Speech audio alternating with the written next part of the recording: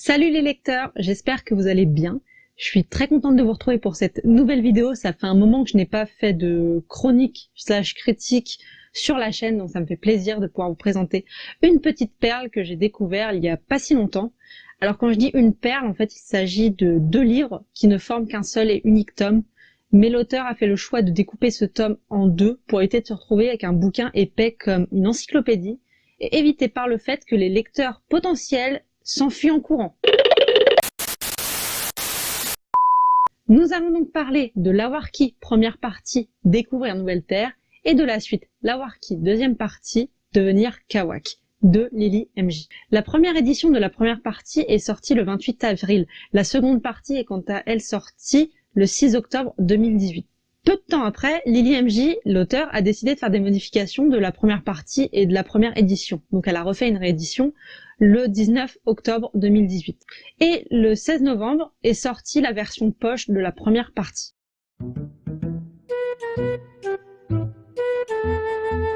Le genre littéraire de ce livre pourrait être qualifié de fiction historique. En effet, l'histoire se déroule dans un cadre historique, celui du 19e siècle, mais les personnages et les aventures qu'ils vont vivre sont totalement inventés. J'ai lu la première partie, soit Lawarki, première partie, Découvrir Nouvelle Terre, en juin 2018, suite à un service presse. Je remercie d'ailleurs encore l'auteur de m'avoir fait confiance, et la chronique de cette lecture est toujours disponible sur Facebook. Je vous mets les liens dans la description. Et j'en ai aussi profité pour faire une interview de l'auteur. Bref, allez voir en description, il y a toutes les informations nécessaires. J'ai eu l'occasion de lire la seconde partie il y a peu. Ce n'est pas un service presse, je l'ai acheté toute seule et c'est la moindre des choses que je puisse faire pour soutenir une auteure. Putain, je suis dégoûtée. J'ai lu la seconde partie, donc Devenir Kawak, il y a peu. Ce n'est pas un service presse, je l'ai acheté toute seule comme une grande et c'est la moindre des choses que je puisse faire pour soutenir une auteure dont j'apprécie le travail. Et maintenant que j'ai donc lu les 2 parties et donc le premier tome, il me semblait judicieux de vous en faire une vidéo pour vous donner mon avis sur donc Lawarki, écrit par Lily MJ. Alors, de quoi ça parle? L'histoire se déroule au 19e siècle et nous partons à la rencontre du jeune comte Camille Valory. C'est un homme orgueilleux, prétentieux, raciste, misogyne, bref, très antipathique. Et il aime particulièrement s'amuser avec les femmes. Mais ses parents en ont marre et veulent le marier au plus vite. Sauf que Camille n'en a absolument pas envie. Du coup, il fait un marché avec son père, celui de partir sur une île très lointaine pour amener un précieux papier. Camille va alors s'embarquer sur un vaisseau avec son meilleur ami Albert, mais Camille ne s'imagine pas tout ce que ce voyage va impliquer, et notamment la face cachée que cela va révéler chez lui. Comme j'aime le faire, commençons par les points négatifs. Le premier qui me vient est tout simplement la couverture de la première partie. Qu'on ne me fasse pas croire que c'est librement inspiré de Pocahontas de Disney, et plus précisément de la scène où John Smith s'éloigne en bateau. Je vais vous mettre des images, vous pourrez pas dire le contraire. À se demander si ce n'est pas tout simplement malin de la part de l'auteur et de l'illustrateur, étant donné qu'ils utilisent quelque chose qui parle aux gens, c'est-à-dire Pocahontas, tout le monde plus ou moins connaît le dessin animé de Disney, eh bien inconsciemment on va peut-être se diriger plus facilement vers ce livre qu'un autre. Je sais pas si c'est volontaire de la part de l'auteur et de l'illustrateur, mais je me tâte si c'est malin, ou si c'est pas simplement moi qui pars dans des délires improbables. Parano. L'autre souci d'avoir une couverture qui rappelle l'Indienne de Disney, c'est justement qu'on s'attend peut-être à avoir un livre à la Pocahontas. Or, Lawarki n'a strictement rien à voir avec Pocahontas, ne vous méprenez pas. Le second point négatif, et qui n'est pas des moindres d'après moi, est la distribution des livres. En effet, ils sont auto-édités via la plateforme Amazon et sont donc disponibles en version physique et dématérialisée. Le problème, c'est que la version numérique est sous format Kindle, le format d'Amazon, et qui ne marche que chez Amazon. C'est-à-dire que si vous avez une liseuse Kobo, par exemple, ou Nolin Book, eh bien, il vous faudra télécharger l'application Kindle sur votre ordinateur ou votre téléphone pour pouvoir lire le Kindle, tout simplement, de la première ou la seconde partie. Et ça, je trouve que c'est un gros défaut, ce manque d'ouverture à la distribution. Enfin, dernier point négatif qui découle de l'écriture de l'auteur cette fois-ci, c'est un passage, donc attention, ça va un peu spoiler, quand Victoire est en doute quant à ses sentiments vis-à-vis des hommes et que, attention je spoil, Camille et cette dernière se tournent plus ou moins autour sans vraiment réagir et il se passe strictement rien. Et dans ces moments-là, je n'avais qu'une envie, c'était de rentrer dans l'histoire, d'en prendre un, de prendre l'autre, de les secouer, voire de les cogner les uns sur les autres, pour essayer de les faire réagir, et de leur mettre des tartes à la mode Obélix, parce que c'était franchement long et sincèrement agaçant. Ces passages sont rares mais relativement longs et le gros problème c'est que, pour faire très simple, le texte est écrit à la troisième personne, mais le point de vue va varier du personnage de Camille à celui de Victoire et on va avoir des scènes, des passages, des périodes qui vont se répéter sous les deux points de vue. Et c'est là où ça devient très long, enfin très long, pas forcément très long, mais où ça devient long et parfois un peu agaçant. Ça c'est un petit souci dans l'écriture qui est potentiellement à revoir pour la suite. Laissons les points négatifs de côté pour passer au bon côté cette fois-ci. Alors, je vais me répéter, parce qu'on va parler des couvertures, mais elles sont vraiment magnifiques. Alors, vous allez me dire, tu te fous un peu de nous, tu nous as dit que la première couverture était trop inspirée de Pocahontas, mais au final, t'aimes bien. Alors, on va pas se les cacher, mais elles sont vraiment très jolies, elles ont de très belles couleurs. D'ailleurs, je félicite l'illustrateur Tiffs de son travail, parce que ça met vraiment en valeur les histoires de Lily MJ. Et c'est vrai qu'en tant que lecteur, on a tendance à un peu oublier les couvertures et les personnes qui travaillent sur le contenu visuel d'un livre. Donc voilà, un peu de pensée pour les illustrateurs. Et là, pour le coup, je trouve que les couvertures collent très très bien à l'univers, à l'ambiance. Elles font très très bien leur boulot. Et il y a beaucoup trop de très dans ces dernières phrases. Dans la suite des points positifs, je ne peux que saluer aussi le travail d'écriture de l'auteur, Lily MJ. L'écriture est très dynamique, accessible et pas pour autant simpliste. Il y a vraiment un bon travail, je trouve, dans l'écriture.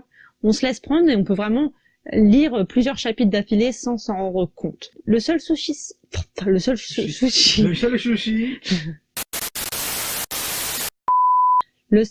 que j'ai est d'ordre de mise en page. Il me semble qu'il manque des sauts de ligne quand il y a des ellipses temporelles ou qu'on passe brusquement du point de vue d'un personnage à un autre. Je pense que ça serait plus agréable et plus fluide d'avoir un saut de ligne.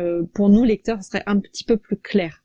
Par exemple, un personnage va s'endormir, il n'y aura pas de saut de ligne et on va enchaîner directement avec son réveil. Je pense qu'à ce moment-là, avoir un petit saut de ligne, voire même, c'est même plus un saut de ligne, comment ça s'appelle? Si on dit un saut de ligne. Ça dépend, tu parles de quoi? Un écart entre deux lignes.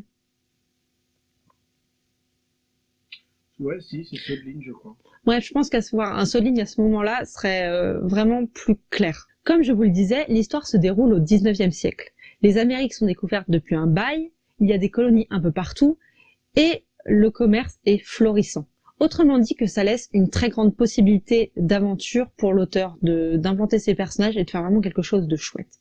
Et ça, Lily MJ l'a très bien compris et utilise ce cadre historique avec brio. Nouvelle-Terre, c'est la fameuse île où doit se rendre Camille, est une île colonisée par des Blancs. Mais les colons doivent apprendre à cohabiter avec les locaux, des indigènes, et il y a tout un aspect socio-culturel très intéressant, notamment sur le choc des cultures. À travers le personnage de Camille et de Victoire, on va vraiment découvrir une autre façon de voir le monde, de voir l'île, de voir la vie. Camille, le personnage de Camille va littéralement sortir de sa zone de confort pour découvrir un monde qu'il ne soupçonnait même pas. Et Lily MJ transmet très bien ça dans son écriture, dans ses descriptions. C'est vraiment une ode à la découverte. C'est peut-être ambitieux comme terme, mais je le pense vraiment.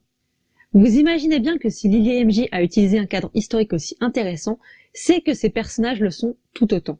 Et par rapport au travail qui a été fait sur les personnages, il est tout autant au rendez-vous que le travail d'écriture. Les personnages sont très intéressants, attachants, distincts les uns des autres. Bref, ils ont une véritable personnalité, ce qui les rend réellement vivants.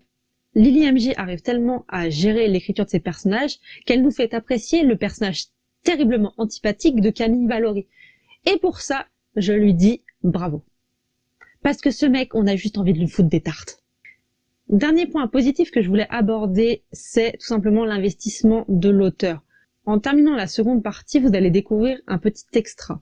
C'est-à-dire que vous allez avoir un récapitulatif des personnages, des liens entre eux, les différents clans artwork, le closer de la langue des indigènes, etc., etc.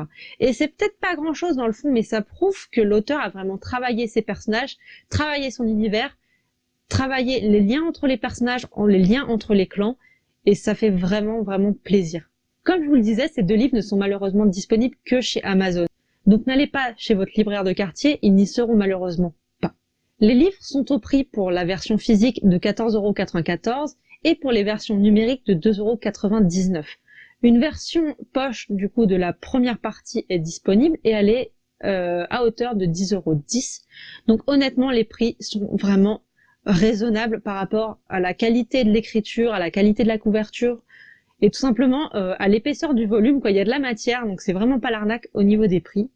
Et j'en profite aussi, autant moi je vous parle souvent des versions numériques parce que c'est ce que je consomme comme livre, mais j'ai eu l'occasion de commander la première partie en version physique pour une amie, et c'est la première fois que je commandais un livre imprimé par Amazon. Et pareil, ça reste de la bonne qualité, ça y a pas de souci, n'ayez crainte en commandant. Pour une fois, je dis un truc bien d'Amazon. Pour conclure cette vidéo, je ne peux que vous inviter à aller lire L'Armoire qui de Lily MJ. Ce sont des livres bien écrits, dynamiques, qui vont vous captiver du début à la fin, je n'en doute pas. J'ai été la première surprise par la première partie, et j'ai été terriblement triste de terminer la deuxième partie. J'ai hâte de voir la suite des aventures des personnages auxquels, je dois l'avouer, je me suis attachée. Ces livres sont auto-édités par Lily MJ, par l'auteur, et pour sa pub, elle ne peut compter que sur le bouche à oreille, donc c'est très important pour moi de réaliser cette vidéo, de vous montrer à quel point je suis attachée à ces livres et à quel point ce fut une très belle découverte. Évidemment, tous les liens sont disponibles dans la description de cette vidéo pour vous procurer ces livres ou pour retrouver l'auteur sur Facebook. Quant à moi, je ne peux que vous dire de vous abonner à cette chaîne, de me retrouver sur Facebook, de me suivre sur Twitter, et on se dit à très bientôt pour une prochaine vidéo. Bye!